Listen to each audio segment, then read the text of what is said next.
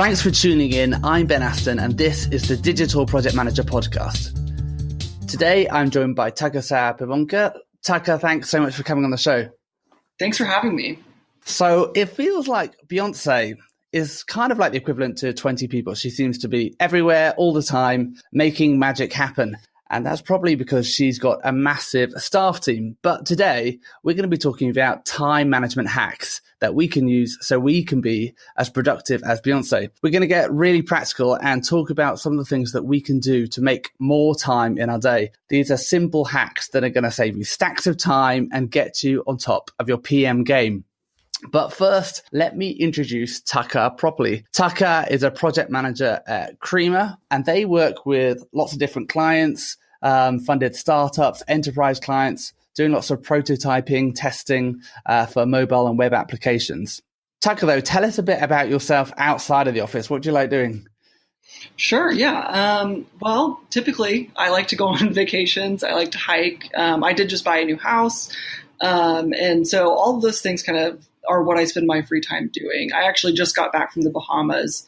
Very nice. Last Thursday. So I'm just coming off of vacation this time around. Was the Bahamas a good vacation for a project manager? It was a wonderful vacation. We actually did pretty much nothing the whole time and just laid on the beach and soaked up the sun. So, what more can you ask for on a vacation? Nice. And you said you're doing some renovations. Are you in charge? Are you the project manager of the renovations?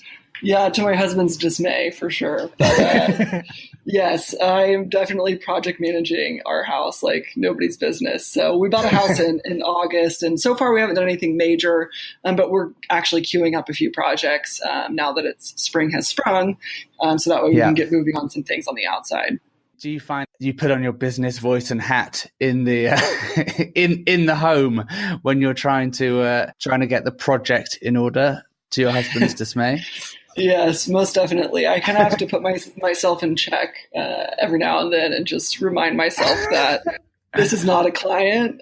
This is my personal life, and I need to give my husband some grace when it comes to that as well. I don't need his approval in writing for all this stuff, and it's all that fun project stuff. Just sign the statement of work. Yeah. Mm-hmm. Cool. So, tell us your story. How is it that you got into digital project management? I know I had a quick check of your LinkedIn, and it looks like you started off a long time ago as a stylist. So how does a stylist become a DPM? Sure. So a stylist was actually a job that I held in college. I worked for a small boutique, and I really enjoyed helping my clients feel great about themselves by dressing them in clothes that made them feel good, which honestly kind of has some parallels in the PM world, making your client look good to their boss and their boss's boss. So that parallel kind of transitioned nicely as I got into project management. But after I graduated, I started as an account coordinator at a traditional advertising agency here in Kansas City. So it was a traditional setting, nothing digital necessarily in nature. I worked on a lot of print and also in-store collateral and that kind of thing. So after I started, though, quickly my digital skills were kind of sussed out by the leadership. And the next thing I knew I was developing a local marketing intelligence platform that we created within this agency, this advertising agency. So that's kind of where my digital world really started in terms of my professional career. But where did your digital skills come from then? I'm always intrigued. I feel like that is kind of similar to my journey, but like, where were you secretly honing your digital skills in the background? Yeah, I think ever since I was a child, I've always had an interest it started with an interest in computers and understanding how they work. So when I was really little, I think I was 5 when I got my first computer, I would take it apart and put it back together so I understood how it worked, kind of at a very, very generic nature. Yeah. Pull out the hard drive. Right. And then honestly, from there, it just came from tinkering with different pieces of software and not being able to push certain buttons or certain commands or, whatever it might be. And it just kind of grew from there. And then when I was in high school, those skills developed further. And then when I got to college, I kind of came to a crossroads of trying to decide what I wanted to do in terms of my professional career. And I chose to go down the communication route because it was more generic, because I wasn't exactly sure what I wanted to do. And I still kind of kept the digital skills in the background through some some odd jobs or part-time jobs throughout college. And then I knew that was always the direction that I wanted to go in with my career. It was just a matter of what stepping stones do I need to cross in order to get there. And thankfully, it happened organically with my first job at that advertising agency. Nice. So I'm always interested with people who kind of have always been interested in digital stuff. And you kind of talked about working on little side projects throughout college. Are you working on any of your own digital side projects now? Not have you currently. Got your own website? I have had websites in the past. I don't have anything that I'm focusing on right at this moment, only because this last year has been a huge year in my personal life, both with getting a new home, getting married, starting a new job. All of that kind of comes with its own territory, kind of getting used to your own new flow. So I don't have any side projects right now, but I'm sure some will come up in the near future. Nice. So tell us about what you do at Kramer then. Is it Kramer or Creamer? I can't remember. Kramer. To Alexa. Kramer. So yes. I got that wrong too.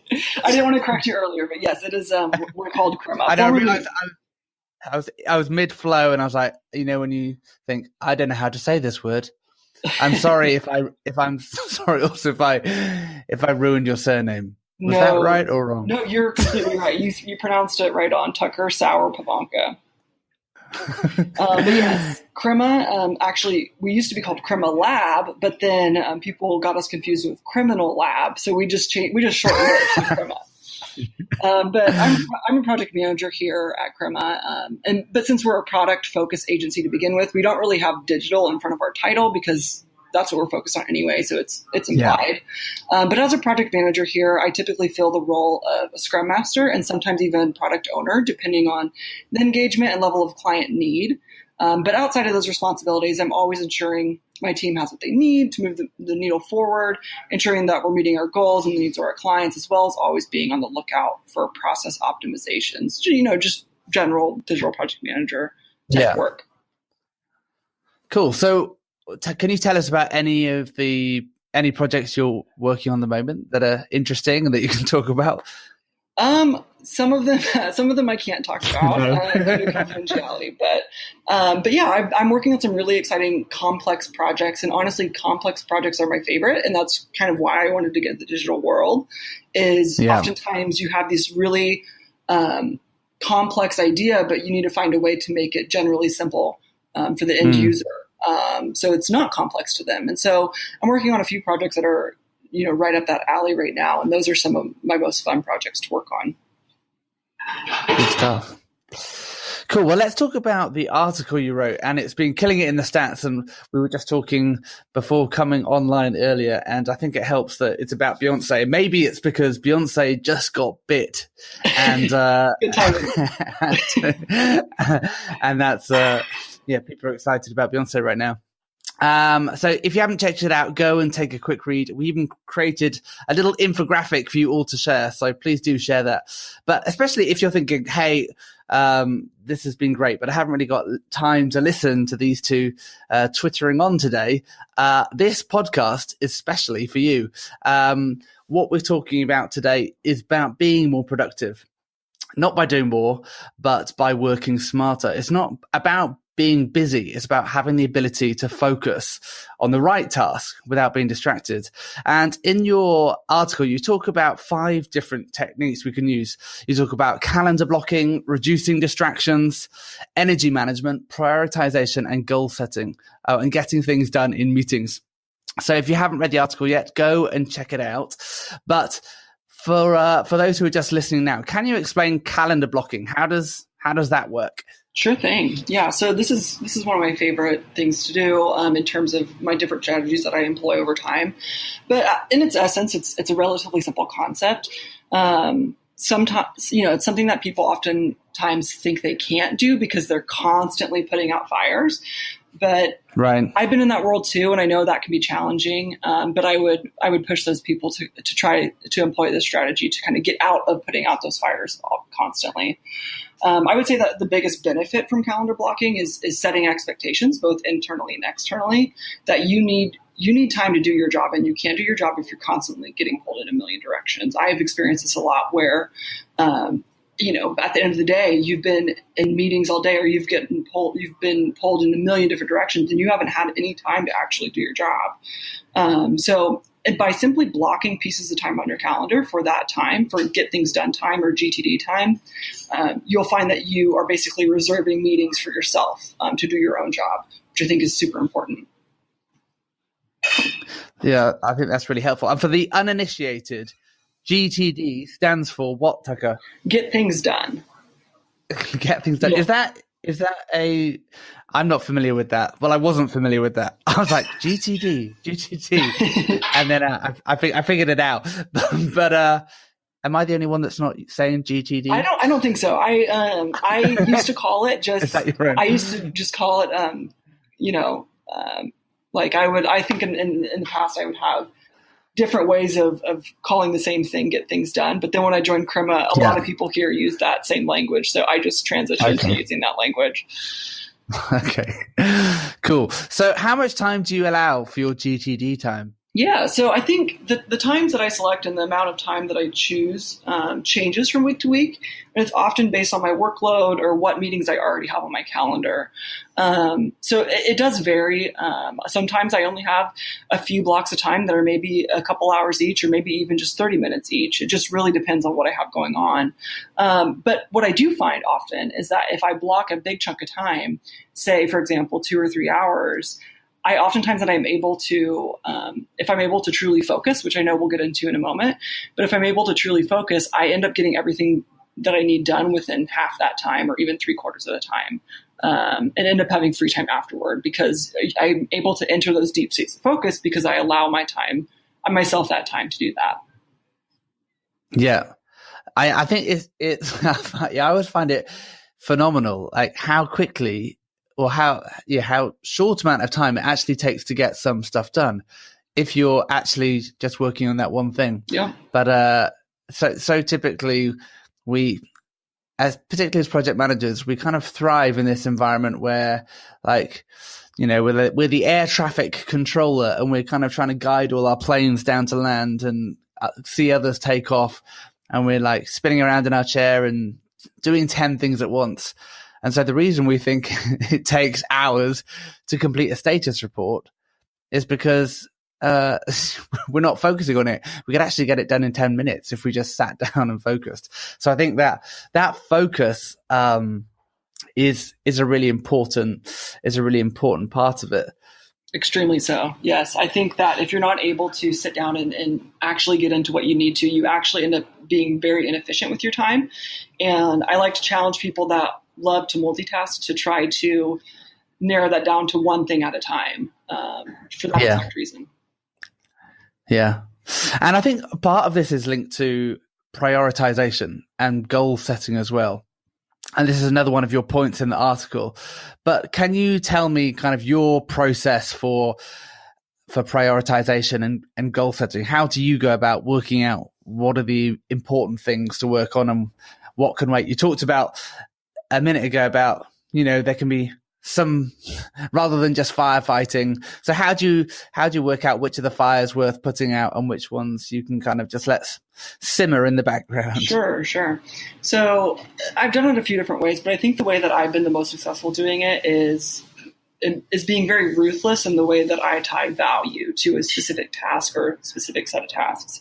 So by value, I mean, how much value is it providing myself, my team, or my clients? And then by viewing my task in this light, it allows me to be really quickly figure out what I need to get done and in what order. And oftentimes I find that I thought I needed to do something, and in reality, it was not as valuable to get that task done as it was, task X, that the client needed something or that kind of thing. So that's one strategy that I've employed that helps me do that. But on top of that, I will each morning take a look at my task list and kind of go through and begin prioritizing using that method. And I think of my day as kind of like a mini sprint. And it's in the morning, it's kind of my mini sprint planning session. And then I kind of get going with my day, and that whole day is my sprint. And typically my sprint doesn't get too interrupted if I plan accordingly. That's cool. Yeah, I think one thing that I found useful, kind of aligned to what you're talking about, is in terms of thinking through like high value activities. So thinking, yeah, firstly, what are my highest value activities?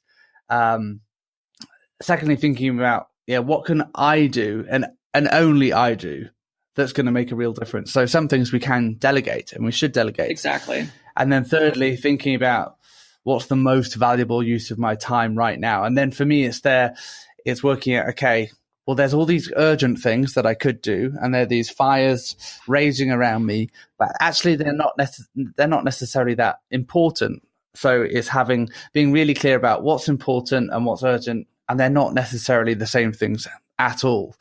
Things that are urgent always feel important, but the fact is that they're not. Yep. A lot of the time. That's exactly right. And I think a perfect example of that is, you, as a PM, you have your daily tasks that are important to the process that you do need to get done. But what's urgent is when you have during stand-up, with some developers and they have some blockers that are in their way that's impeding progress. That would be an example of something that's very urgent that needs to be removed immediately. And you need to be aware of that and adjust your day accordingly to handle that. Yeah. And I think we go across the whole spectrum of ideas in your article. One of the things you talk about is reducing distractions. And this is kind of comes back to that focus thing that we were talking about. But you kind of get very practical in terms of cleaning up your notifications, which I know can be a massive distraction when we've got email notifications popping up. We've got Slack things coming in, probably another couple of messaging apps we're using, and then our phones too. So you talk about in your article cleaning up the notifications on your phone.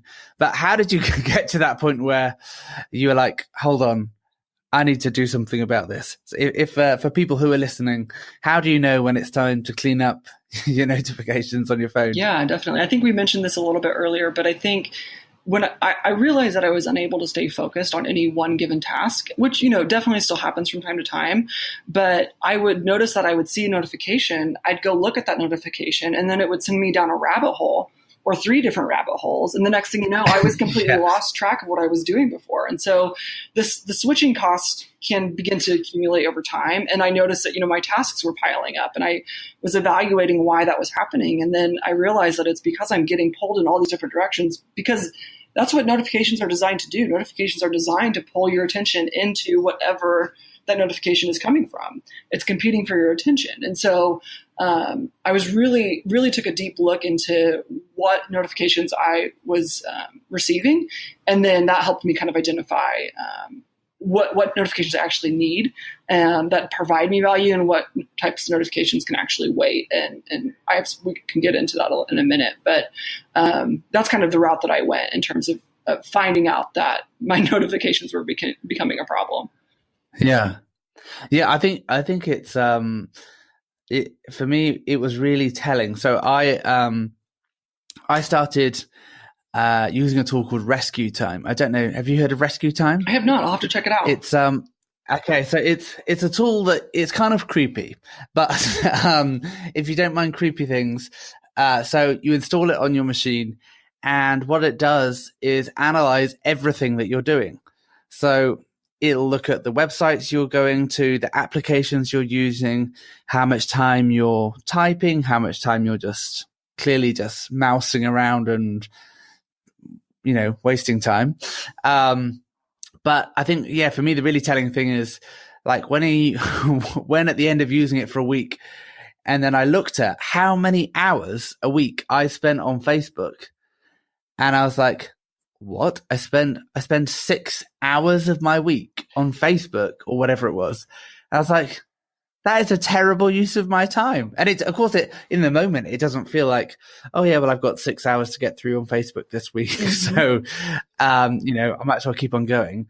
I don't think anyone ever intends to spend that much time, but having an understanding of, hey, like, okay, in my average week, I'm spending, a third of it writing emails. Well, like, that's okay. I'm spending this much time in Excel, this much time in project, this much time in Word, like getting an idea. And then it was also able, I think, to group it to try and get an idea of different clients you might be working for based on keywords and things. So it can be, if you're thinking, oh, I don't think I've got a problem wasting time, I challenge you to install rescue time, or actually, and this is one of the things that you talk about is evaluating your time and doing timesheets. And even if you don't have to do timesheets, try doing timesheets, and you'll suddenly realize how much time you're beginning to spend on stuff. And I think the timesheet, I really like Toggle. I don't know what timesheet tool you use, but with Toggle, they have a timer. You can just start the timer, select the project, and you're off. And just when you see the clock ticking in the corner and you're like, I'm supposed to be working on this task because the clock's ticking on it, I think it can really help. Definitely. I know. So we use here at Kerma, we use a tool called Harvest to track all of our time. And we use Harvest Forecast to forecast our time. And so I know that I find myself a lot evaluating where those chunks of time are being spent. And especially then taking a step back and looking, if I'm feeling really overwhelmed, for example, I'll take a look at Forecast and see where contractually I should be spending my time.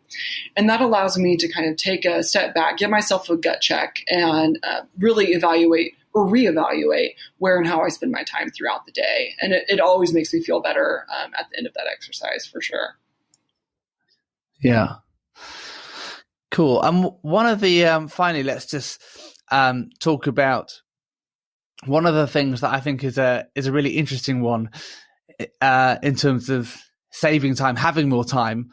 You talk about getting things done during meetings. So I'm intrigued how you actually practically do this. So as I understand the scenario, you're in a meeting and you realize, we're talking about some stuff, and then you're like, okay, I can action that right now. And you're like, hold on, guys.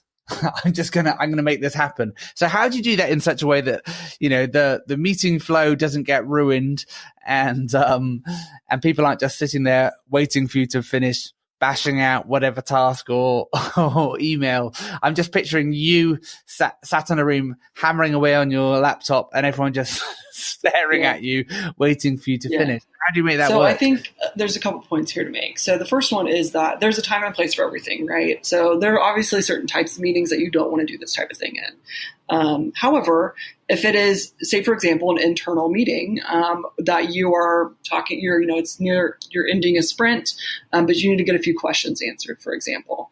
But I can fire off that question in about 5 seconds. And typically I'll have an answer before the meeting ends, and it will greatly affect the outcome of the direction we're going in. So although it might pull me away for that 5 seconds to type that message, the payoff is greater. So I think it's about understanding which things you can and can't do. Obviously, I'm not going to type a big email or try to get feedback on designs asynchronously, in the middle of a meeting. I think it's all about the types of things you're doing. And I think that's an important point, is that if you're going to get things done in a meeting, it must not pull away your focus from that meeting. You need to be respectful of everybody's time in that room, as all of their time is extremely valuable. And if you're wasting it by doing your own thing, that's not respectful.